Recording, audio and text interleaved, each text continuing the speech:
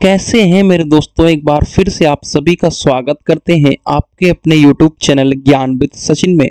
तो दोस्तों, आज के इस कंप्लीट वीडियो के माध्यम से आप सभी के साथ हम शेयर करने वाले हैं BTUP third semester mechanical engineering के एक प्रैक्टिकम सब्जेक्ट जिसका एक्सटर्नल एग्जामिनेशन होगा। ये है आपका मेजरमेंट एंड मेट्रोलॉजी।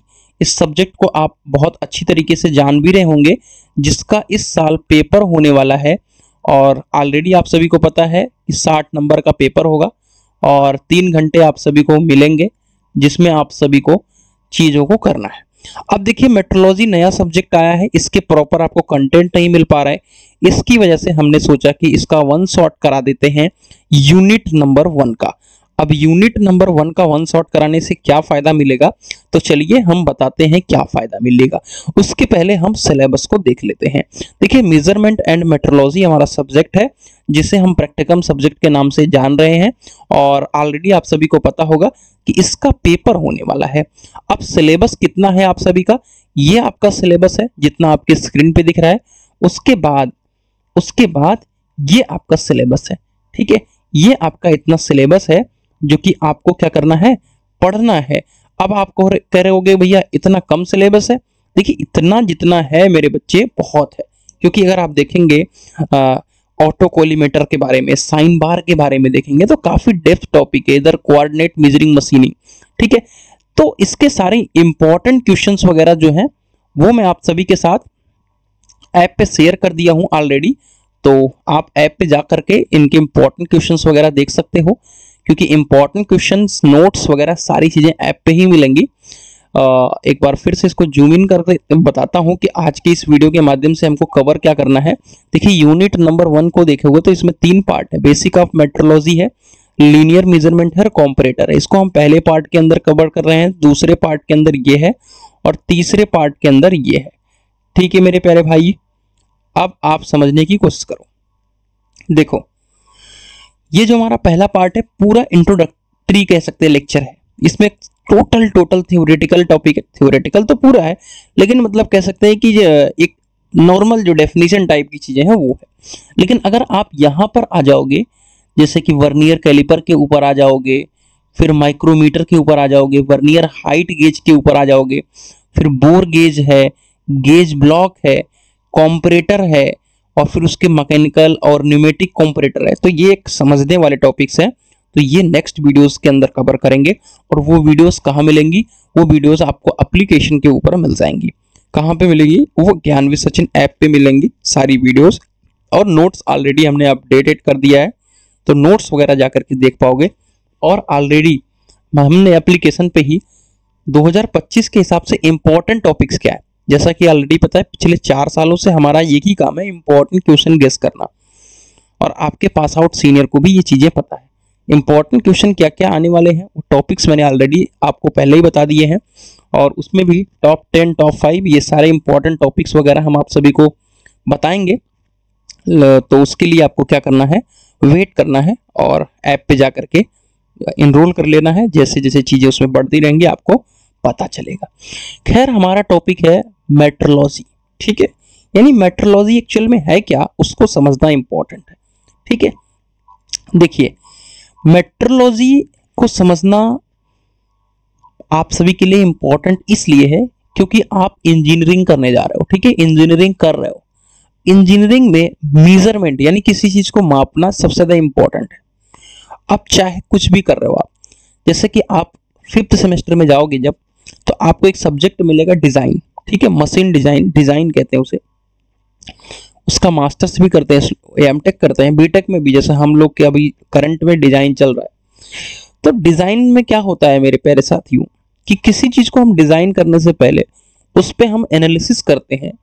अब वो चाहे मेजरमेंट के थ्रू एनालिसिस हो, चाहे उस पर लोड कितना लग रहा है। लोड का मतलब क्या है कि कोई भी बाइक हम डिजाइन कर रहे हैं तो उस पर कितने लोग बैठ सकते हैं, यानी उसकी फैक्टर ऑफ सेफ्टी क्या हो सकती है कि हम इस पे 150 किलो का वजन मतलब यूज करेंगे, लेकिन उसकी फैक्टर ऑफ सेफ्टी कितना लगभग रखनी पड़ेगी, लगभग 300 किलो। यानी 300 किलो तक अगर हम यूज कर रहे हैं तब तक इस पे कोई भी क्रशिंग नहीं होगी। तो उसी तरीके से अब ये तो हमारे वहां पे लोड की बात आ गई। अब हम मेजरमेंट की बात करेंगे। जब हम डिजाइन कर रहे हैं तो हमारा जो व्हील उसमें लगा हुआ है उसका डायमीटर कितना होना चाहिए, ठीक है। और फिर हमारे उसमें चैन स्प्रॉकेट लगी हुई है, ठीक है। हमारे बाइक के अंदर चैन स्प्रॉकेट के अंदर चैन लगी हुई है जिसके थ्रू आपका गियर बॉक्स से कनेक्टेड होते हुए वो अलग का मैकेनिज्म है, खैर उसके ऊपर हम नहीं चर्चा कर रहे, ठीक है। जहां से भी आपका कनेक्ट है वो आपके व्हील को रोटेट करा रहा है। तो जो हमारी चैन लगी हुई है उसका भी तो मेजरमेंट होगा, है ना, कि कितनी स्ट्रेंथ वाली चैन है और फिर एक चैन से दूसरे चैन के बीच का जो डिस्टेंस है, पिच है, उसका क्या कह सकते हैं कि मेजरमेंट होगा। इन सब को मापने के लिए हम मेट्रोलॉजी सब्जेक्ट का अध्ययन करते हैं। यानी मेट्रोलॉजी इंजीनियरिंग का वह एक सब्जेक्ट है जिसके अंतर्गत यूनिट्स ऑफ मेजर, यानी हम किसी भी चीज का यूनिट मेजरमेंट करते हैं। अब जैसे कॉम्परेटर आ जाएगा, वर्नियर कैलिपर आ जाएगा, ठीक है। उसके साथ साथ मेजरिंग इंस्ट्रूमेंट्स यानी comparator, vernier calliper, sine bar and other चीजें, एपरेटस, बहुत सारे एपरेटस हैं जिनका नाम ले रहा हूं।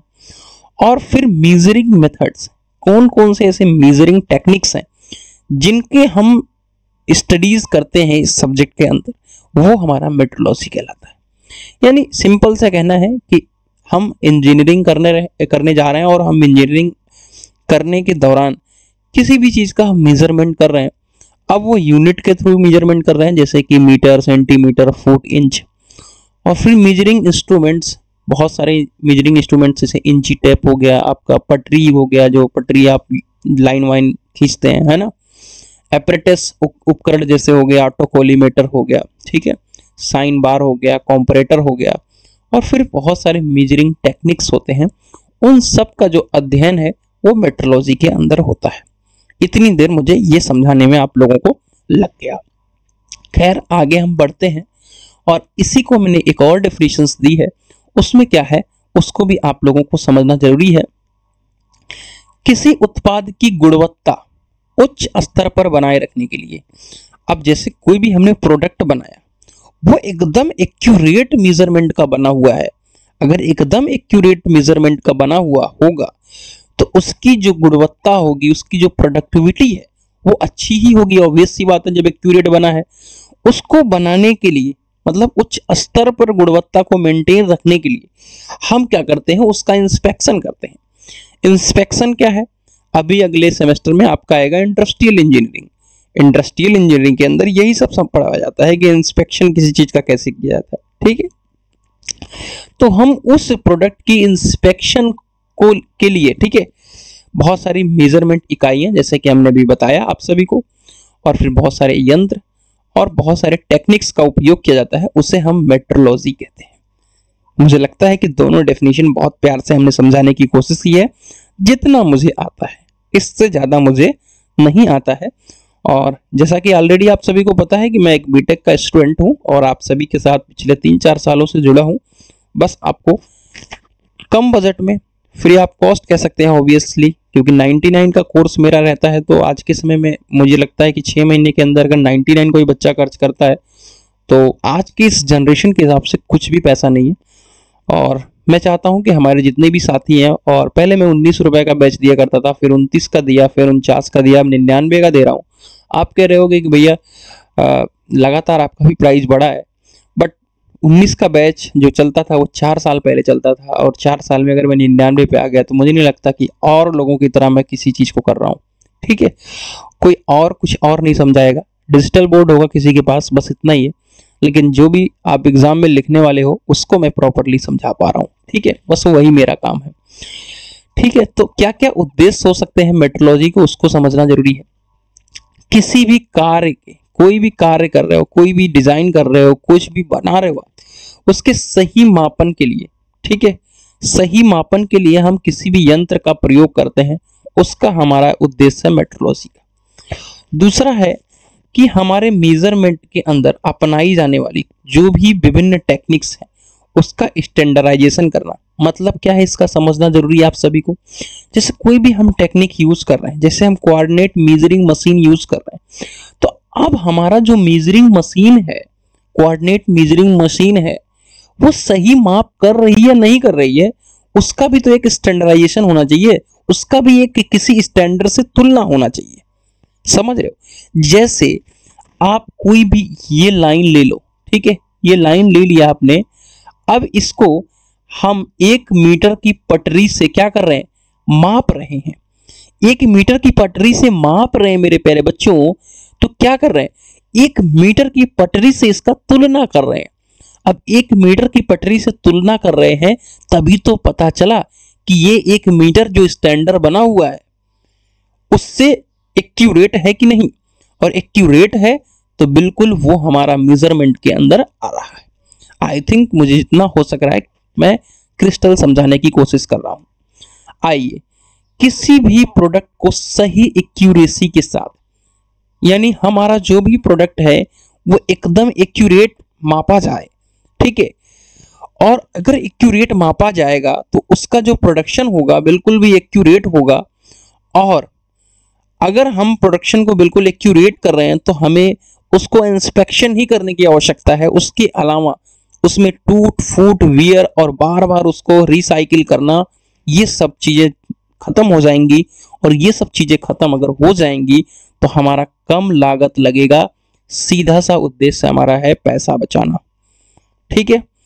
अब मापन में आने वाली बहुत सारी ऐसी समस्याएं हैं, ठीक है, डेप्थ में किसी चीज को मापना है, ठीक है, और ऐसे जगह पे मापना है जहां पे हम किसी चीज का यूज ही नहीं कर सकते, उसके लिए तो लेजर वगैरह आया है, तो बहुत सारी प्रॉब्लम्स थी, उनका हल मेट्रोलॉजी के थ्रू हुआ है। अब ऐसे जगह पे कोई हमारा इंस्ट्रूमेंट लगा हुआ है या कोई हमारा इक्विपमेंट लगा हुआ है जिसका हमको मेजरमेंट करना है, वहां पे हमारा हाथ नहीं पहुंच सकता, या कोई ऐसे नॉर्मल जो उपकरण यूज करते हैं वो नहीं यूज हो सकता, तो फिर क्या करेंगे, हम लेजर का यूज करेंगे, ठीक है, जो कि अभी एडवांस मेट्रोलॉजी मेथड में आ रहा है। मापन की नई जिसके बारे में बात करें, आधुनिक विधियों एवं टेक्निक्स का विकास एवं उपयोग करना हमारा क्या है, मेट्रोलॉजी का क्या है मेरे प्यारे बच्चों, उद्देश्य है। आइए अब हम समझते हैं मेजरमेंट एक्चुअल में क्या होता है। मेजरमेंट का मतलब होता है मापन, ठीक है। मापन यंत्रों द्वारा का मतलब क्या है, जैसे कि हमारा कैलिपर हो गया, ठीक है, वर्नियर कैलिपर हो गया, ये एक मापन यंत्र तो ही तो है, ठीक है, चाहे वो कॉम्परेटर हो गया। देखो इन सब के बारे में पता नहीं है, कैलिपर के बारे में थोड़ा बहुत सुना होगा आपने, इसलिए मैं कह रहा हूं। सपोज मैं कह दे रहा हूं कि जो पटरी है, पटरी का मतलब जो आप यूज करते हो सेंटीमीटर वाली पटरी, ठीक है, इससे तो समझ में आएगा। किसी पैरामीटर की माप को स्टैंडर्ड के रूप में व्यक्त करने को हम मापन कहते हैं। मतलब कोई भी पटरी थी, उसी को लेकर के हम इस माप को किया और यहां तक 1 मीटर आया, ठीक है, तो इसी को तो हम कहते हैं आपका मापन, कि हमने यहाँ पे इस स्टैंडर्ड के साथ इसकी तुलना किया और पता चला कि ये 1 मीटर है, ठीक है। क्लियर है बात भाई, क्लियर एकदम से बात। तो किसी मापन यंत्र द्वारा किसी पैरामीटर, यानी 1 मीटर कह सकते हैं कि वो थी, डोरी थी ये, और इस डोरी को क्या किया, हम स्टैंडर्ड के रूप में मापा और जहां पे 1 मीटर आया वहीं पे निशान लगा दिया, इसी को हम कहते हैं मापन। अब स्टैंडर्ड ऑफ मेजरमेंट, यानी क्या स्टैंडर्ड है मेजरमेंट का, उसको हमको समझना है कुछ नहीं, जो चीज मैंने ऊपर बोला वही ये भी है, लेकिन हम उसको समझाने की कोशिश करेंगे कि कोई भी पैरामीटर जैसे डोरी की हम शुद्ध माप प्राप्त करने के लिए निर्धारित मानक को उसकी तुलना करके माप का मान निकाला जाता है। जहां तक डोरी थी 1 मीटर, वहां पे हमने टिक लगा लिया, तथा मापन की एक्यूरेसी और उपयोगिता के आधार पे हमने 4 श्रेणियों में इसको बांटा है, ठीक है। यानी हमने मापन जो कर रहे हैं, हम किसी चीज को माप रहे हैं, उसका जो एक स्टैंडर्ड सेट कर रहे हैं, वो हम 4 तरीके से सेट कर रहे हैं। कैसे सेट कर रहे हैं, आइए देखते हैं। पहला हमारा है प्राइमरी लीनियर स्टैंडर्ड, ठीक है। प्राइमरी लीनियर स्टैंडर्ड के अंदर हमको नहीं जाना है, समझना ऊपर से ही है। ऊपर से समझने का मतलब ये है कि जितने भी हमारे सेकेंडरी मेजरमेंट इक्विपमेंट हैं या डिवाइसेज हैं, उसको इसकी तुलना के थ्रू बनाया जाता है, ठीक है। यानी हमारा मीटर्स को लेते हुए, कंसीडर करते हुए हमारा सेकेंडरी इक्विपमेंट बनाया गया। तो हमारे जो मूल मानक हैं वो आप सभी को पता है कि मीटर जो सबसे ज्यादा यूज प्रचलन में है, स्केल, फुट, गज आदि इसके अंतर्गत आते हैं। यानी वे प्राइमरी लीनियर स्टैंडर्ड वे मानक होते हैं, वे मूल मानक होते हैं जिसके आधार पर हम द्वितीय मानक बनाते हैं, यानी हम सेकेंडरी मेजरमेंट डिवाइसेस बनाते हैं। आइए सेकेंडरी को भी समझ लेते हैं। अब ये क्या होता है, ये टर्सरी वाला जो नहीं तीसरा वाला है उसको ये तुलना करने के लिए भी यूज हो रहा है। प्राइमरी स्टैंडर्ड के आधार पर सेकेंडरी स्टैंडर्ड बनाए जाते हैं और समय समय पर इनकी तुलना प्राइमरी स्टैंडर्ड से करके होने वाले डेविएशन को रिकॉर्ड कर लेते हैं। समझ रहे हो आप क्या कह रहे हैं? प्राइमरी स्टैंडर्ड के आधार पर सेकेंडरी बनाए जाते हैं, जैसे कि मैंने ऊपर ही बता दिया। लेकिन अब यूज किस लिए हो रहा है? यूज इसलिए हो रहा है कि जैसे हमने प्राइमरी यूज किया, उसके बाद हम सेकेंडरी स्टैंडर्ड जब यूज होंगे तो इन दोनों के बीच में कोई अंतर आ रहा है। अगर अंतर आ रहा है तो उस अंतर को हम नोट करेंगे और इससे हमको पता चलेगा कि हमारे जो भी माप हो रहे हैं वो एक्यूरेट हो रहे हैं कि नहीं, उसमें डिफ्लेक्शन आ रहा है तो क्यों आ रहा है, कैसे आ रहा है, उसके क्या रीजंस हो सकते हैं, क्योंकि डिफ्लेक्शंस के रीजन बहुत सारे हो सकते हैं, अभी आगे आप पढ़ोगे। इसका प्रयोग टर्सरी स्टैंडर्ड को तुलना करने के लिए किया जाता है, यानी हम जो टर्सरी स्टैंडर्ड है वो हम क्या करेंगे, इसकी कंपैरिजन के लिए यूज करेंगे, यानी हम सेकेंडरी मेजरमेंट जो है वो टर्सरी जो है वो सेकेंडरी के बेसिस पे बन रहा है। टर्सरी क्या है? ऐसे स्टैंडर्ड जिनका प्रयोग वर्कशॉप या लेबोरेटरी, ठीक है, इनका प्रयोग कहाँ पे हो रहा है मेरे प्यारे बच्चों? इनका प्रयोग हमारा वर्कशॉप में हो रहा है, सॉरी इनका प्रयोग हमारा कहाँ पे हो रहा है भाई?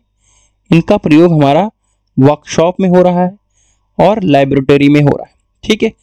रेफरेंस के प्रयोग में लाया जा रहा है, ठीक है। हम वर्कशॉप और लेबोरेटरी में क्या कर रहे हैं, यानी प्रयोगशाला में क्या कर रहे हैं, रेफरेंस के लिए यूज कर रहे हैं। ये हमारे कौन से इक्विपमेंट हो गए? ये हमारे हो गए टर्सरी इक्विपमेंट, ठीक है। चलो अगला हमारा आ गया वर्किंग स्टैंडर्ड, ठीक है। वर्किंग स्टैंडर्ड यानी हमारा जो चौथा है उसे हम कहते हैं वर्किंग स्टैंडर्ड। इसका प्रयोग वर्कशॉप लेबोरेटरी में हर समय जरूरत पड़ने पर किया जाता है। इन्हें लो ग्रेड की धातु से बनाया जाता है ताकि इनकी कीमत कम हो और जल्दी खराब होने की दशा में आसानी से बदले जा सके। अरे अब समझ, इसको आप जो स्टील वाली रॉड आती है ना चेक करने के लिए, ये आपकी पटरी, इसको भी इसके अंदर जोड़ सकते हो, फिर इंची टेप को भी इसके अंदर जोड़ सकते हो। तो ये आपका हो गया वर्किंग स्टैंडर्ड। आइए अगला हमारा है लाइन स्टैंडर्ड। लाइन स्टैंडर्ड क्या है कि दो बिंदुओं के बीच की दूरी को मापने के लिए जिन स्टैंडर्ड का प्रयोग किया जाता है उन्हें हम लाइन स्टैंडर्ड कहते हैं, जैसे कि metre scale, yard scale etcetera. यानी कोई भी दो पॉइंट है, ठीक है, इन दोनों के बीच की दूरी को हम क्या करेंगे, इससे मापने के लिए यूज करते हैं, इसको हम कहते हैं लाइन स्टैंडर्ड। मुझे आशा है एकदम क्रिस्टल क्लियर है। आइए समझते हैं अगला इंड स्टैंडर्ड। इंड स्टैंडर्ड क्या है?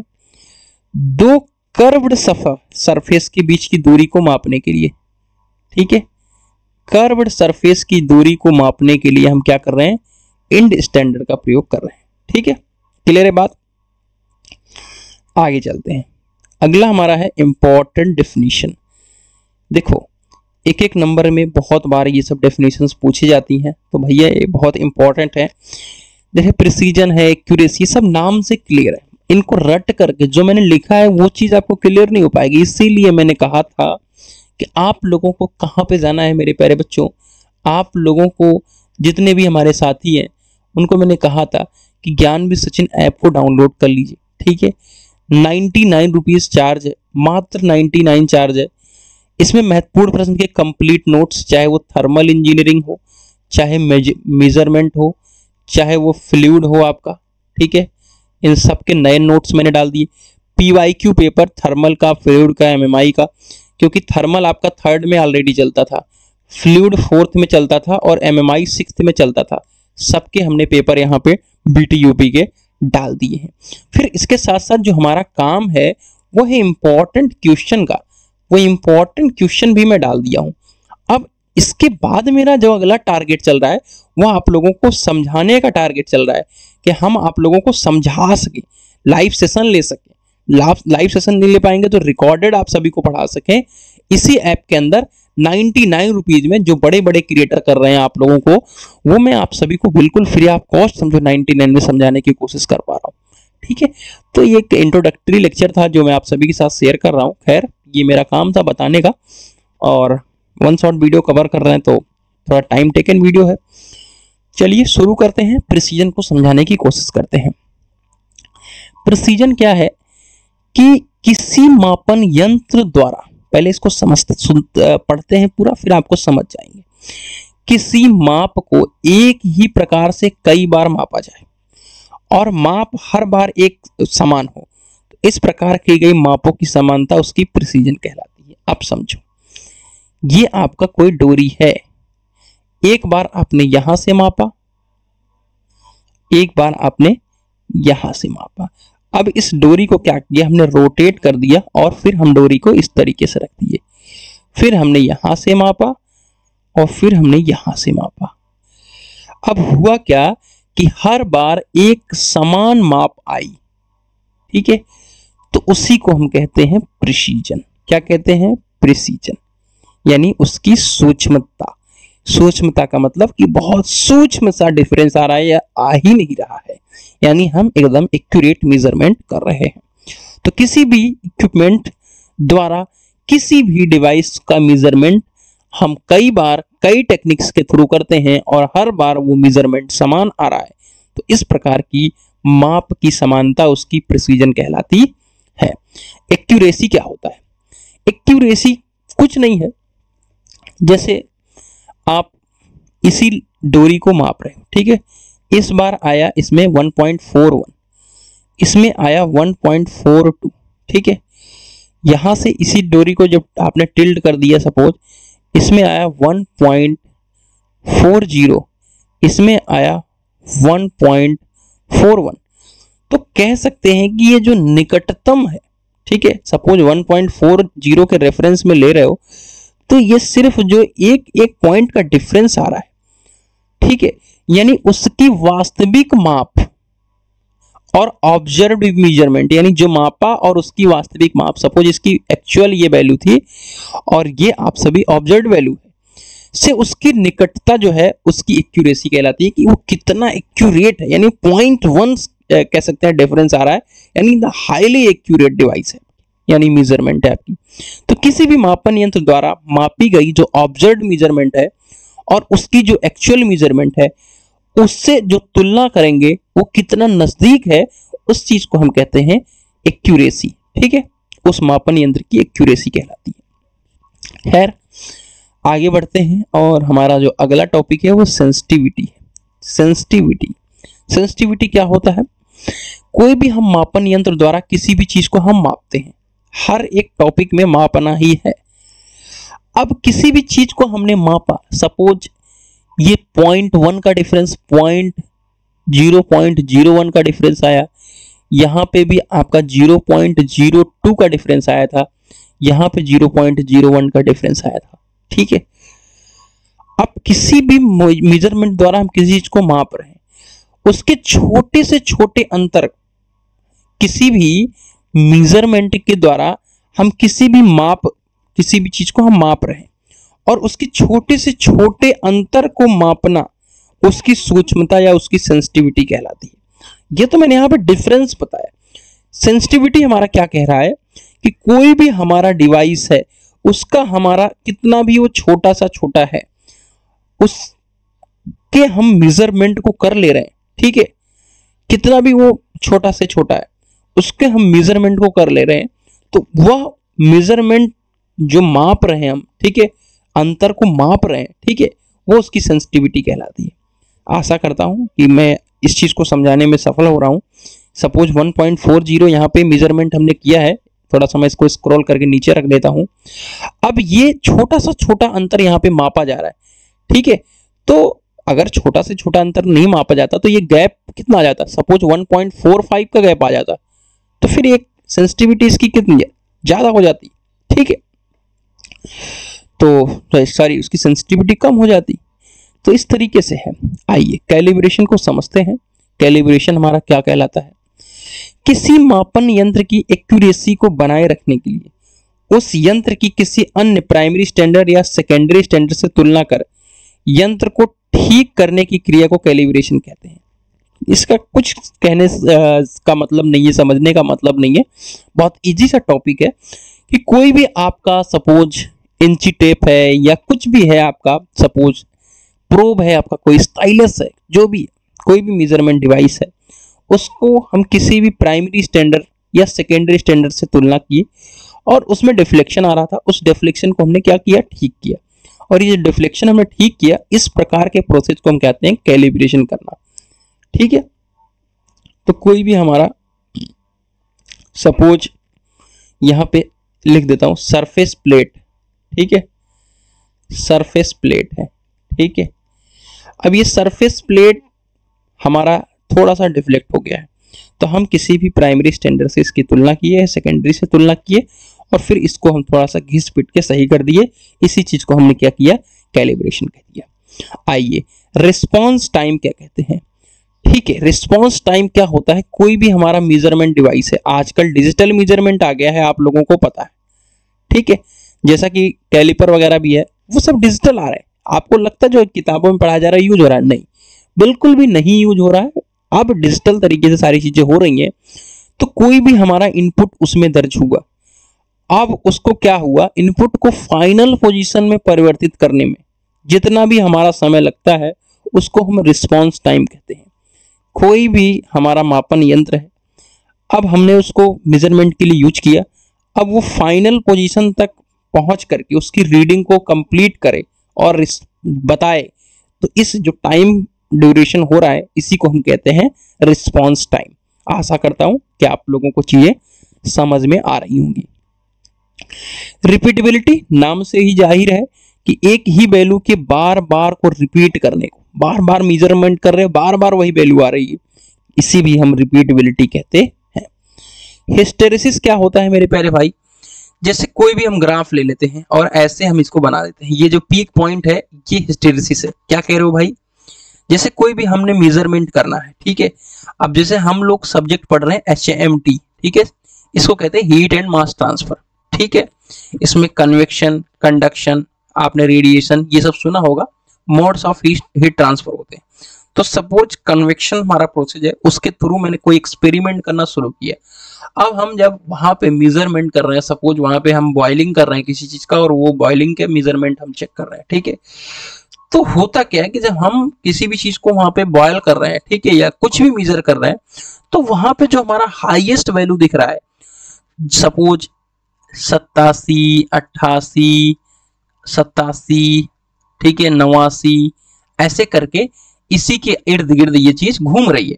तो जो हमारा पीक वैल्यू मिला 89, वो हमारा जो हाईएस्ट वैल्यू है, उसके बाद क्या हुआ, हमारा ये पीक वैल्यू घटने लगा और हाईएस्ट वैल्यू 89 गया। तो 89 जो रिकॉर्ड दर्ज हुआ है, उसको हम क्या कहते हैं, हिस्टेरिसिस। अरे यार, इस चीज को ऐसे समझ सकते हो कि आपकी जो ठंडी है, गर्मी है, सपोज यहाँ पे मैं यूपी का हूँ, ठीक है, सपोज यूपी के हैं, तो पता चला कानपुर में यहाँ पे या मुरादाबाद में कितना गर्मी दर्ज किया गया, 49 टेम्परेचर, यहाँ पे 50 देखा, तो हाईएस्ट जो वैल्यू है।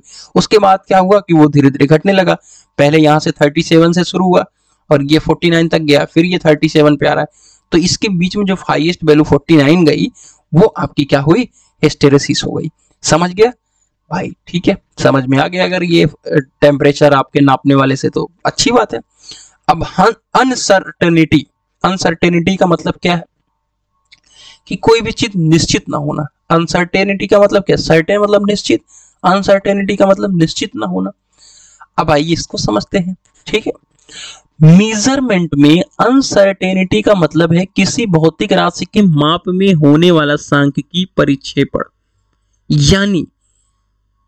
यानी सांख्यिकीय परिक्षेपण का मतलब वहां पे हम नंबर से तुलना कर रहे हैं, किसी भी भौतिक राशि का मेजरमेंट कर रहे हैं, कोई भी फिजिकल क्वांटिटी का मेजरमेंट कर रहे हैं, तो एक अनुमानित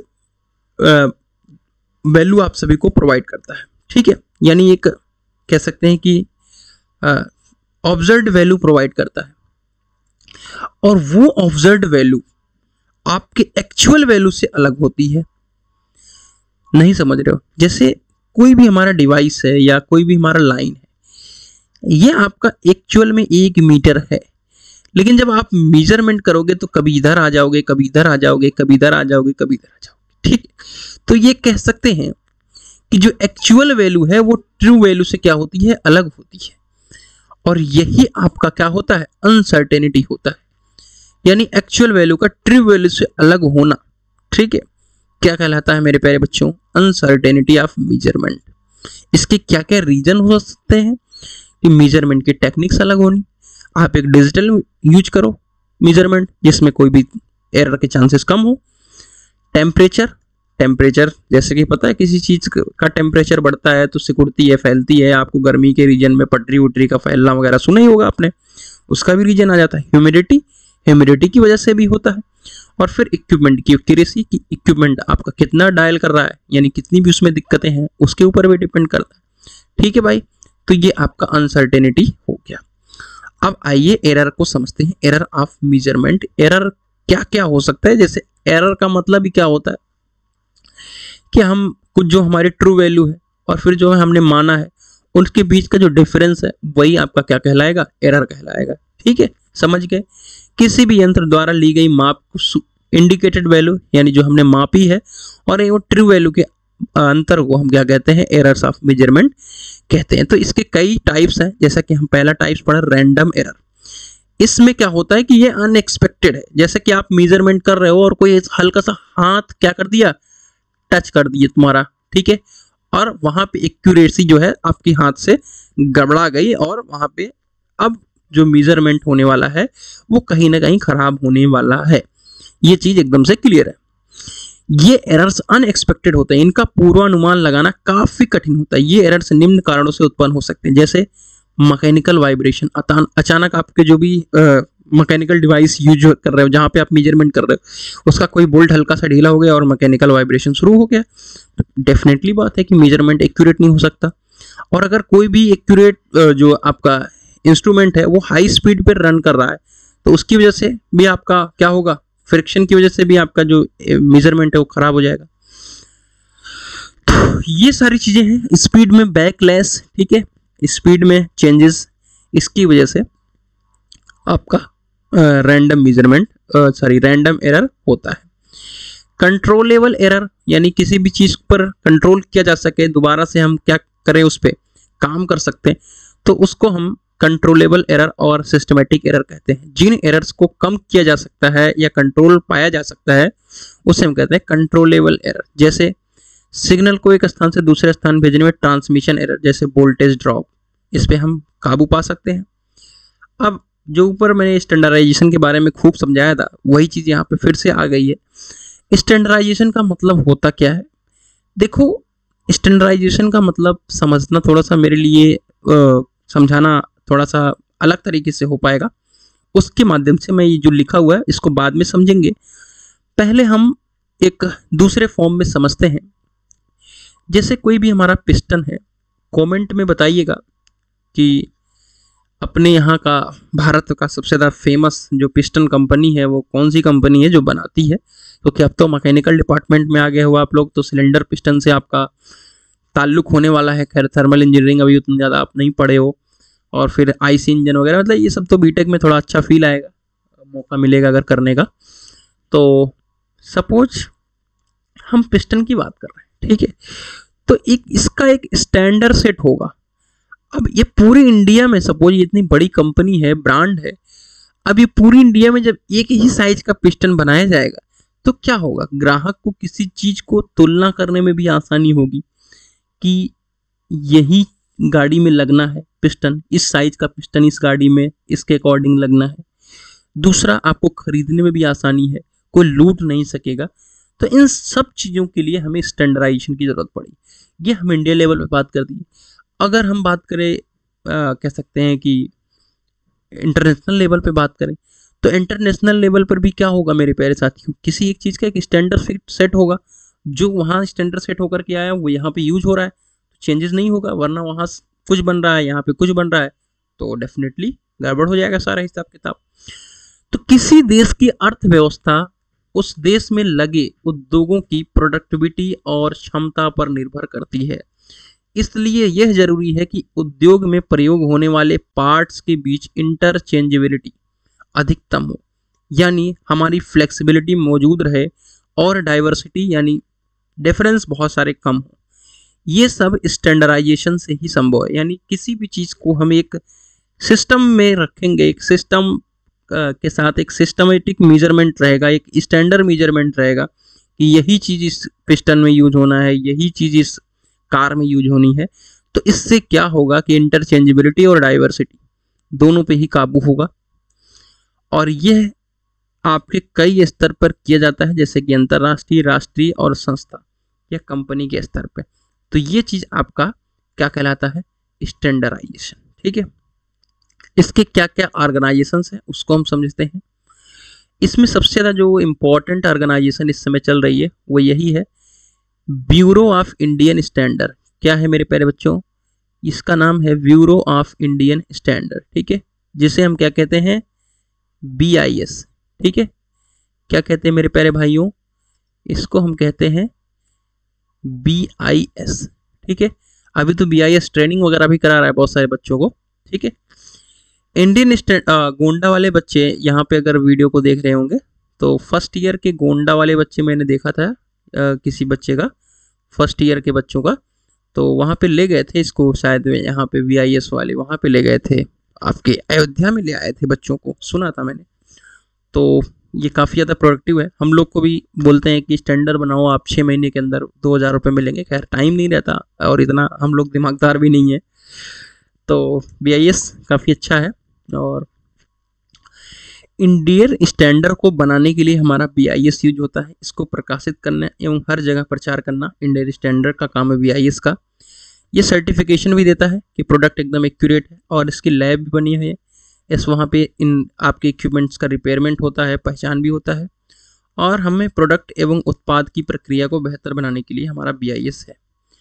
अब देखो, किताबों, गाइडों एवं लेखों की प्रामाणिकता की जांच करना, यानी जो भी किताब में मेंशंस है उन सब चीज़ों को एकदम स्टैंडर्ड में है कि नहीं, वो सब चीज़ों को भी यहाँ पे BIS के थ्रू कह सकते हैं एक्यूरेट किया जा सकता है। काफ़ी देर के बाद कह सकते हैं कि इम्पोर्टेंट टॉपिक है जिसका नाम है इम्पोर्टेंस ऑफ मेट्रोलॉजी। ठीक है, इम्पोर्टेंस ऑफ मेट्रोलॉजी का क्या है कि इंजीनियरिंग में उत्पादित वस्तु की माप को पूर्ण रूप से एक्यूरेट होना आवश्यक है। कोई भी इंजीनियरिंग में आपका मेजरमेंट हो रहा है किसी भी वस्तु का, तो अगर वो पूर्णतः एक्यूरेट है तो कह सकते हैं कि हमारी प्रोडक्टिविटी अच्छी होगी, हमारा सब कुछ अच्छा होगा। ठीक है, और हमारा जो कह सकते हैं कि मार्केट वैल्यू भी वो भी अच्छी ही रहेगी। तो इसके लिए हम मेट्रोलॉजी यूज कर रहे हैं कि हम भी जो प्रोडक्ट बना रहे हैं वो पूर्णतः एक्यूरेट हो, और पूर्णतः एक्यूरेट होने के लिए एक एक्यूरेट मेजरमेंट डिवाइस यूज होगी, और एक्यूरेट मेजरमेंट डिवाइस अगर यूज होगी तो हमारा एक्यूरेट माप आएगा, और हम एक्यूरेट माप का कोई भी प्रोडक्ट तैयार करके दे पाएंगे। अगला है, मेट्रोलॉजी से हमारा उद्देश्य किसी उत्पाद की न केवल माप लेना है बल्कि मापना, एक्यूरेसी और वास्तविकता, ये इंपॉर्टेंट है। वास्तविकता बनाए रखने का मतलब क्या होता है मेरे प्यारे बच्चों, कि ये क्रॉम्पटन की कंपनी है या ये कंपनी है, इसका ये चीज़ एकदम एक्यूरेट, एकदम से ऐसा है। तो वास्तविकता आपका एक भरोसा देता है, ग्राहक को भरोसा देता है मेजरमेंट, कि आप जो भी एक्यूरेट प्रोवाइड कर रहे हैं। जैसे कि वास्तविकता का मतलब क्या है, एग्जाम्पल के तौर पे बताएं, हंसी आएगी थोड़ा सा। जैसे आपके घर में ऑयल वगैरह मिलते हैं, आजकल बहुत सारे कंपनी आते हैं ऑयल के, अरे जो सरसों का तेल होता है, तो इनमें वास्तविकता एकदम से खोई हुई है। इसके लिए तो इनकी कोई ब्रांड वैल्यू नहीं है, कोई कुछ पता नहीं है कि कौन सी कंपनी, हर शहर में अलग अलग चल रहा है कुछ भी, है ना। तो इनकी वास्तविकता नहीं है, लेकिन एक वास्तविक कोई एक एक्यूरेट रियलाइबल अगर कोई कंपनी होगी तो जितना भी वो मेंशन है उसमें उतना प्रोवाइड करेगी। तो वो एक एग्जाम्पल मेरा है, मेरा पर्सनली। तो ये किसी भी अच्छे प्रोडक्ट के ऊपर स्पार्क प्लग बन रहा है या कुछ भी मैकेनिकल की डिवाइसेज बन रही हैं, तो वहाँ से ये ले सकते हो। इन सब चीज़ों को इंडस्ट्री से रिलेट करोगे टोटल। अब ये नहीं है कि आप मैकेनिकल में मेजरमेंट पढ़ रहे हो तो मतलब इंडस्ट्री से रिलेटेड जितने भी मैकेनिकल के, चाहे वो आपके ऑटोमोबाइल व्हीकल हो, चाहे प्रोडक्शन डिपार्टमेंट्स हो, कहीं से भी हो, सब आप इंडस्ट्री से रिलेट करोगे। अगला हमारा है, इसमें क्या है हमारा, माप विज्ञान के महत्व को विभिन्न प्रकार के वैज्ञानिक शोध कार्यों में एक्यूरेट तथा विश्वसनीय।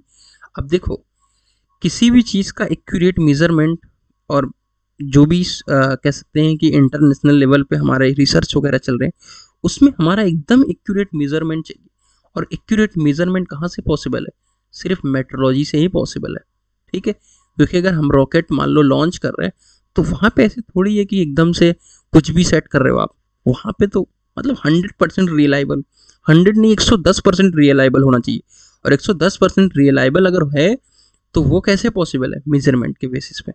ठीक है मेरे प्यारे बच्चों, ठीक है भैया। अगला हमारा आता है application of metrology. Application of metrology क्या है? मेट्रोलॉजी का प्रयोग सरफेस पैरामीटर जैसे surface roughness, taper roundness, threads, gear आदि के मापन में होता है।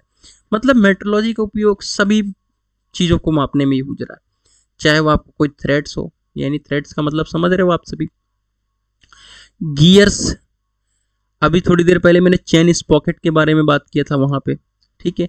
किसी भी चीज की रफनेस यानी आपका ये जो सरफेस है कितना खुरदुरा है ये भी मापने के लिए, तभी तो वहां पे फ्रिक्शन के बारे में क्लियर होगी चीजें कि कितना यहाँ पे फ्रिक्शन जनरेट हो रहा है, फिर उस हिसाब से हम चीजों को सेट करेंगे। आगे ये क्या था हमारा एप्लीकेशन, ठीक है। अब आता है हमारा फैक्टर अफेक्टिंग मेजरमेंट। क्या क्या चीजें हमारे फैक्टर मेजरमेंट को अफेक्ट कर सकता है, और उन चीजों को हमको ध्यान में रखना है कि उसकी एक्यूरेसी और विश्वसनीयता हमारी प्रभावित ना हो, उसके लिए हमें क्या क्या ध्यान में रखना है। जैसे कि हमारा आता है कि इंस्ट्रूमेंटल एरर, यानी हमारा जो इंस्ट्रूमेंट है उसका हमका सही कैलिब्रेशन नहीं किया गया, ठीक है। सही कैलिब्रेशन का मतलब, अभी कैलिब्रेशन का मतलब समझाया था कि किसी से कंपेयर करना, ठीक है। हमारा किसी प्राइमरी और सेकेंडरी कह सकते हैं मेजरमेंट डिवाइस है, स्टैंडर्ड है, उससे हम कंपेयर करके क्या करते हैं, उस मेजर एरर को ठीक करते हैं। अगर हम मेजरमेंट को सही, उस डिवाइस को सही कैलिब्रेट नहीं कर रहे हैं, सही ठीक नहीं कर रहे हैं, तो क्या होगा, जो भी हम मेजरमेंट आगे भी करेंगे वो भी बिल्कुल एरर ही होगा उसमें, ठीक है। और फिर क्या होता है कि जैसे हमारा स्क्रू गेज है वो बहुत ज़्यादा घिसा हुआ है, पुराना है, फिर स्केल भी आप गलत तरीके से माप रहे हो और गलत स्केल यूज कर रहे हो, तो ये सब इंस्ट्रूमेंटल एरर के अंदर आता है। अगला है हमारा ऑब्जर्वेशनल एरर यानी ह्यूमन एरर, ठीक है। ऑब्जर्वेशनल एरर क्या है? मापन करने वाले व्यक्ति की गलती से, जैसे किसी भी चीज को गलत पढ़ना, यहाँ पे आपने 1 मीटर पढ़ लिया, लगाना चाहिए टिक यहाँ लगा दिया यहाँ, तो क्या हो गया, ये ऑब्जर्वेशनल एरर, ये ह्यूमन एरर हो गया, ठीक है भैया। ये ध्यान न देना, ध्यान न देना, यही भैया, यहाँ लगाना चाहिए था, लगा दिए बाबूजी यहाँ। अब इन्वायरमेंटल फैक्टर्स क्या क्या हो सकता है? तापमान, जैसा कि ऑलरेडी पता है कि टेम्परेचर किसी भी मेजरमेंट को बहुत इजीली अफेक्ट कर सकती है, ठीक है। किसी भी चीज का टेम्परेचर बढ़ाओगे तो समझ लो कि दिक्कत होने वाली है। आर्द्रता, ह्यूमिडिटी, प्रेशर, प्रेशर भी अफेक्ट करेगा यानी वहाँ का दाब, उसके साथ साथ कंपन, प्रकाश, यानी अगर लो मतलब कह सकते हैं प्रकाश है तो वहाँ पे भी आपको मेजरमेंट में दिक्कत हो सकती है, तो ये एनवायरमेंटल फैक्टर है। थर्मामीटर का तापमान पर असर, धातु की राड का तापमान से फैलना एवं सिकुड़ना, जैसे कि मैंने भी तापमान को बताया कि टेम्परेचर से दिक्कत होती रहती है। अगला है मापने की विधि। अगर आप हम एक सही टेक्निक का यूज नहीं करते तो डेफिनेटली परिणाम में दिक्कत आएगी। Range and sensitivity of instrument, अब उस रेंज का कह सकते हैं उपकरण आपके पास है कि नहीं, और वो कितना सेंसिटिविटी उसमें है, यानी कितना आप सभी का लोएस्ट अंतर दे रहा है, कितना ट्रू वैल्यू के आसपास आ रहा है आपका एक्चुअल वैल्यू, ठीक है। वो चीज सेंसिटिविटी डिसाइड कर रही है, और उसकी कितनी रेंज है। नहीं समझ रहे हो, ध्यान से देना है। एक एग्जाम्पल में देना चाहता हूँ आप लोगों को, बहुत समझ में आएगा। सपोज गांव में देखा होगा आपने कि इतना अगर आपको मापना है तो आपके पास इतनी वाली पटरी होती है, तो यहाँ तक करेंगे, फिर ऐसे उल्टा करेंगे, फिर यहाँ ले जाएंगे, फिर उल्टा करेंगे, फिर यहाँ ले जाएंगे, ऐसे करके मापते हैं। तो डेफिनेटली ये क्या हो जाएगा, ये रॉन्ग मेथड है और रॉन्ग मेजरमेंट है, क्योंकि उसकी इतनी रेंज नहीं है, ठीक है मेरे प्यारे भाई। मुझे आशा है कि एग्जाम्पल आपको बिल्कुल भी समझ में आया होगा। अगला आता है सिस्टमैटिक एरर। सिस्टमैटिक एरर क्या है? ये बार बार होती रहती है। इक्विपमेंट का गलत जीरो सेट हो जाना, गलत जगह से मेजरमेंट करना, तो ये सिस्टमैटिक एरर है, उसको सही कर सकते हो खुद से। रैंडम एरर ऊपर भी मैंने बताया था, ये कंपन, हवा की गति या कुछ भी हो सकता है रैंडम एरर। तो ये सारी दिक्कतें किसकी हुई? ये हुई आपकी फैक्टर अफेक्टिंग, यानी किसी चीज को क्या क्या प्रभावित कर सकता है। अब आता है इंटरनेशनल स्टैंडर्डाइजेशन, कि इंटरनेशनल स्टैंडर्डाइजेशन क्या होता है। तो पहले तो हम पानी पी लेते हैं जरा आप लोगों के साथ ही, और देख लेते हैं कि कितने मिनट की वीडियो शूट हुई है। तो अभी तो बहुत कम ही हुई है वीडियो शूट, 44 मिनट की हुई है, क्योंकि अभी तो आधा लेक्चर पूरा पड़ा हुआ है, ठीक है। तो इंटरनेशनल स्टैंडर्डाइजेशन को समझते हैं पानी पीकर।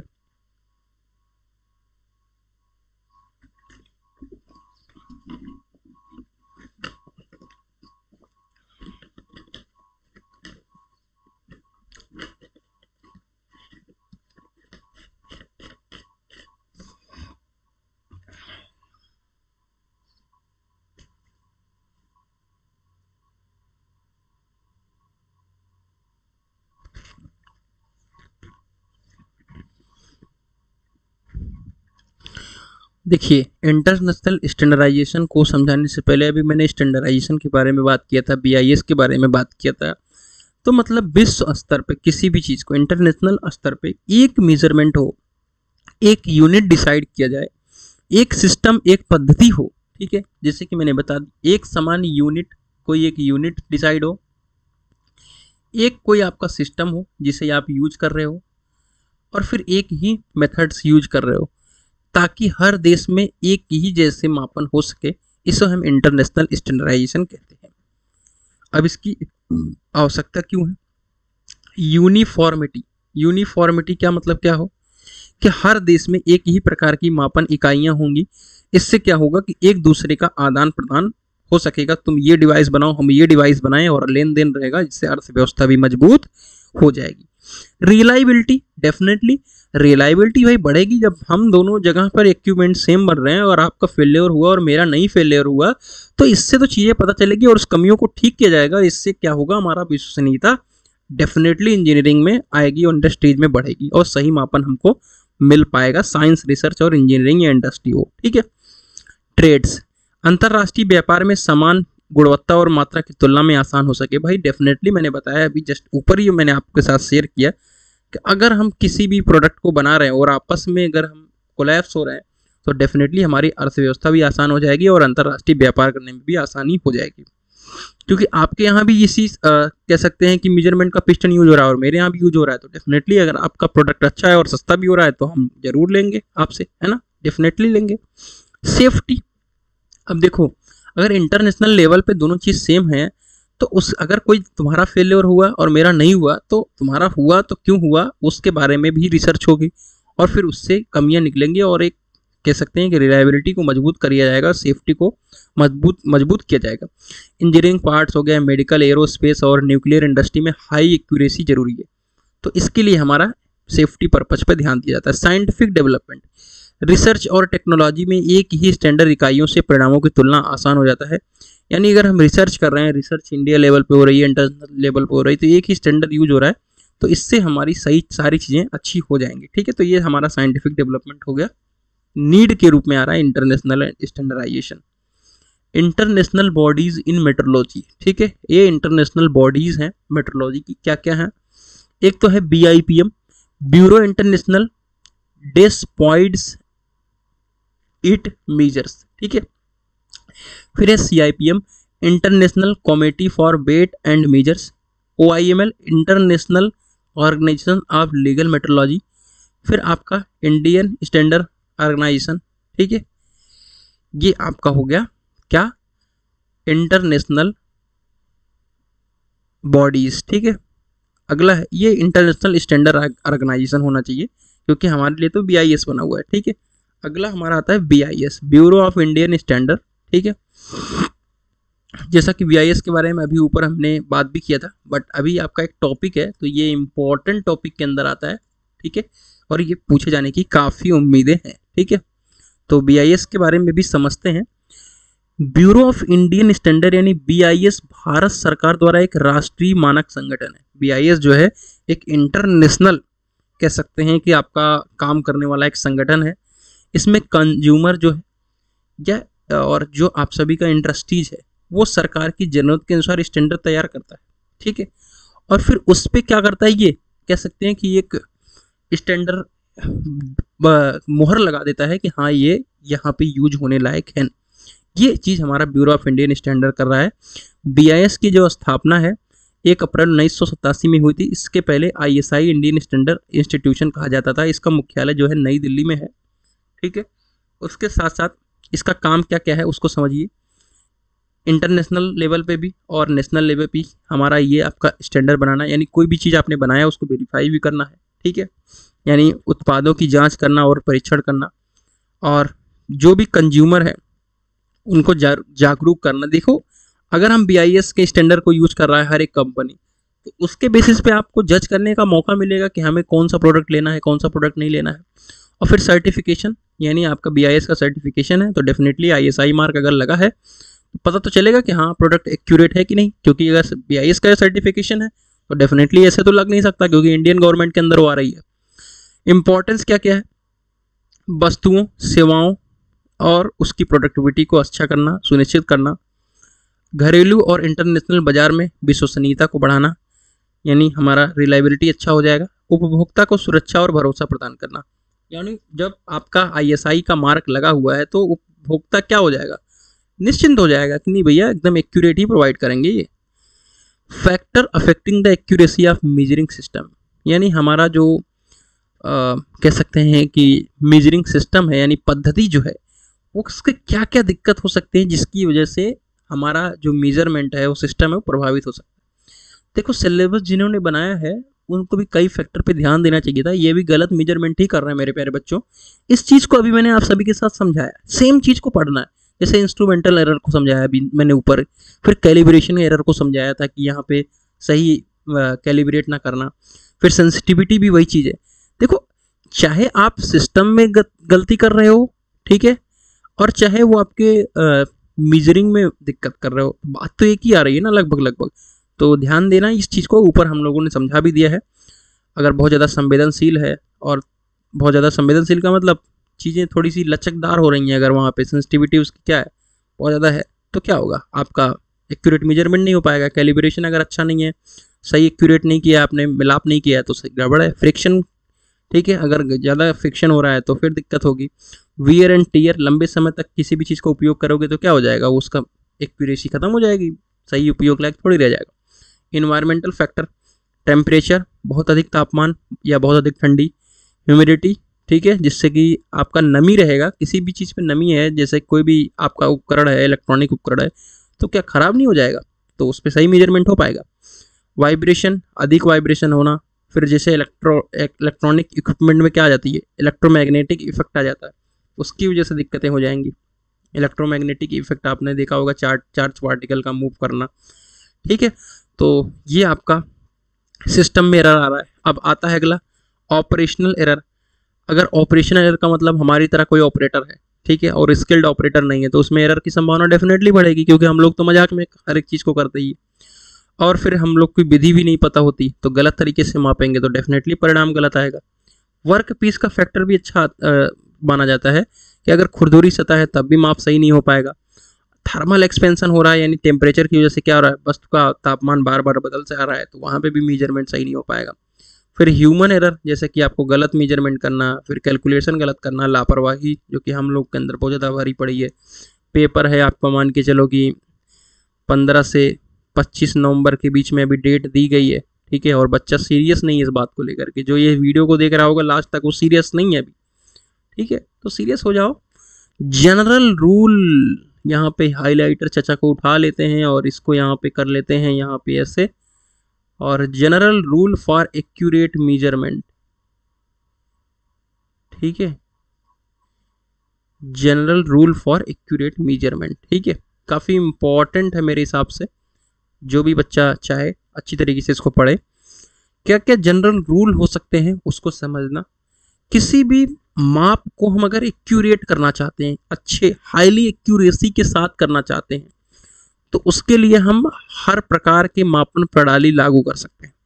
जैसे उपकरण का कैलिब्रेशन करना, जैसा कि मैंने बताया, स्टैंडर्ड के अनुसार क्या करो, कैलिब्रेट करो, यानी समय समय पर कैलिब्रेट करते रहो, समय समय पे उसका क्या करते रहो, मिलान करते रहो। हिंदी में लिख देता हूं मिलान, प्राइम फर्स्ट के साथ या सेकंड के साथ क्या करो, इसका मिलान करते रहो, जो आपका उपकरण है स्टैंडर्ड के साथ कैलिब्रेशन करना।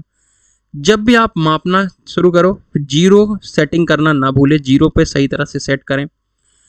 उपकरण को साफ सुथरा रखें, और जहाँ पे भी कार्य वस्तु पे काम कर रहे हो, वर्क पीस को माप रहे हो, उस पर धूल ग्रीस या नमी लगी है तो उसको क्या करो, पहले साफ करो, फिर उसके बाद मेजरमेंट करो। तापमान और पर्यावरण का ध्यान रखो, ज़्यादा गर्मी ठंडी हो रही तो थोड़ी उस चीज़ को नॉर्मल होने दो, तब आप पे उस पर काम करो, ठीक है।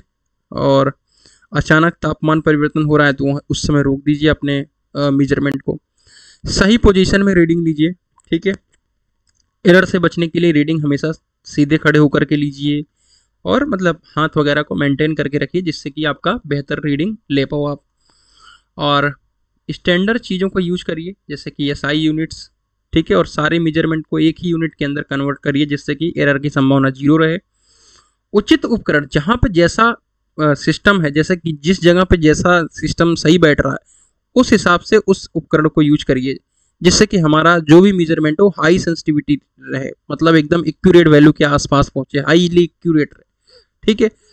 और बहुत छोटा छोटा मेजरमेंट जिसमें आपको बताया कि एकदम छोटे से छोटे मेजरमेंट के लिए यूज किया जाता है सेंसिटिविटी, ठीक है, तो हाई सेंसिटिविटी इक्विपमेंट का यूज करिए, ठीक है। अगला हमारा क्या है, अत्यधिक दबाव या बल से बचें। वर्कपीस पर दबाव डालने से क्या होगा, उसका आकार बदल जाएगा और डेफिनेटली हमारा क्या हो जाएगा, एरर आ जाएगा। Repeat the measurement. Repeat the measurement का क्या मतलब होता है मेरे प्यारे बच्चों, रिपीट द मेजरमेंट का मतलब ये होता है कि कोई भी हम मेजरमेंट कर रहे हैं, ठीक है, अगर उसको एक बार हमने लिया फिर दोबारा ले लीजिए, तिबारा लीजिए, और तीनों का हम एवरेज वैल्यू ले लेंगे, तो जो भी हमारा मेजरमेंट होगा वो एकदम एक्यूरेट होगा, ठीक है। और फिर ऑपरेटर जो होना चाहिए वो अच्छा होना चाहिए, यानी स्किल्ड ऑपरेटर होना चाहिए। क्लियर है बात भाई? चलिए आगे बढ़ते हैं। कैलिब्रेशन ऑफ मेजरिंग इंस्ट्रूमेंट, जैसा कि मैंने बताया कि क्या करते हैं, किसी चीज़ को स्टैंडर्ड वैल्यू के साथ एडजस्ट करते हैं, ठीक करते हैं। किसी भी चीज़, कोई भी हमारा मेजरिंग इंस्ट्रूमेंट है, उसकी एक्यूरेसी को जांचने के लिए क्या करते हैं, स्टैंडर्ड वैल्यू के साथ क्या करते हैं, एडजस्ट करने की प्रक्रिया को कैलिब्रेशन कहते हैं। अगर वो स्टैंडर्ड वैल्यू के साथ सही नहीं है तो उसको हम सही करेंगे, इसी प्रक्रिया को क्या कहते हैं, कैलिब्रेशन। अब कैलिब्रेशन की जरूरत क्यों है, कैलिब्रेशन इसलिए जरूरत है, समय समय पे कैलिब्रेशन आप करते रहें, जिससे हमारा एक्यूरेसी एकदम क्लियर रहे कि हाँ मैंने लास्ट अभी थोड़ी देर पहले ही कैलिब्रेट किया था, जिससे हमारा विश्वसनीयता बरकरार रहे, माप सही आए। फिर हमारा मापकों के अनुरूप अगर हम कैलिब्रेट करेंगे, जैसे हमारा ये स्टैंडर्ड है, इंटरनेशनल स्टैंडर्डाइजेशन के थ्रू करना है, कैलिब्रेट करना है, तो हम इंटरनेशनल स्टैंडर्डाइजेशन के थ्रू मापन कर रहे हैं। और फिर समय समय पर जो त्रुटियां होती हैं वो चीज़ सुधरती रहेगी।